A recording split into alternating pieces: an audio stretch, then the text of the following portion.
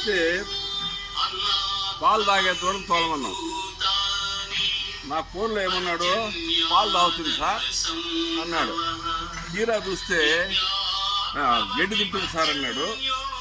ఇది గడ్డి తినే రకంగా లేదు. సరే ఒక 10-15 రోజుల వరకు పాలు తాపించి రోజుకు 1 లీటర్ ఇప్పుడు అలవాటు చేస్తున్నా. బీరకాయ, కూరగాయలు, గడ్డి. దీని పేరు భీముడు. ఇది గో ఆశ్రమము, గోశాల. ఇది గో ఆశ్రమంలో ఉంటుంది, గోశాల వేరు.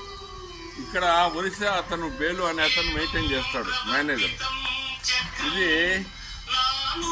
ఎవరైనా సరే బర్త్డేలు, పుట్టినరోజులు జరుపుకోవాలంటే ఇట్లా మూగజీవాలను ఆదుకోండి. ఆదుకుంటే భగవంతుడు మంచి చేస్తాడు మీకు. ఆల్రెడీగా విజయవాడ నుండి ఒక అతను అప్పుడప్పుడు ఒక 1000 రూపాయలు పంపిస్తాడు ఇంటికి. కానీ మెయింటెనెన్స్ ఇంకా సమ్మర్ కాబట్టి ఇంకా కష్టమే. సో ప్రతి ఒక్కరూ గోసేవ చేయండి. గోవులకు, మీరు ఆశ్రమాలకు, ఇలాంటి మూగజీవాలకు బర్త్డేలు, మ్యారేజ్ డేలు, రిటైర్డ్ ఫంక్షన్స్ జరుపుకోవాలన్నప్పుడు ఇక్కడికి వచ్చేసి ఏదైనా ఆవులకు మెయింటైన్ చేయండి. చేస్తారని ఆశిస్తున్నా. గోమాత అనుగ్రహం మీకు కలుగుగాక. బస్ కట్ కरो, आया फोन, नाम देख ले.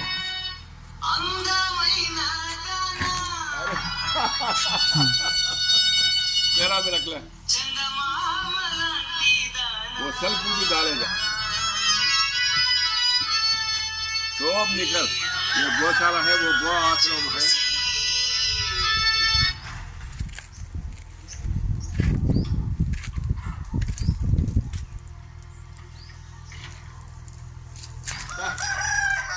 वो बैकग्राउंड आना, गौशाला का तो बैकग्राउंड आना.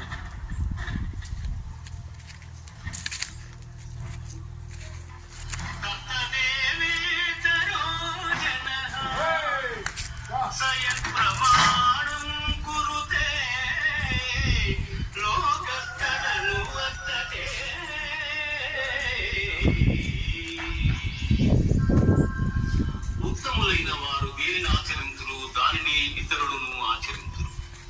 ఉత్తములు వేరిని ప్రమాణముగా అంగీకరింతురు. లోకమందు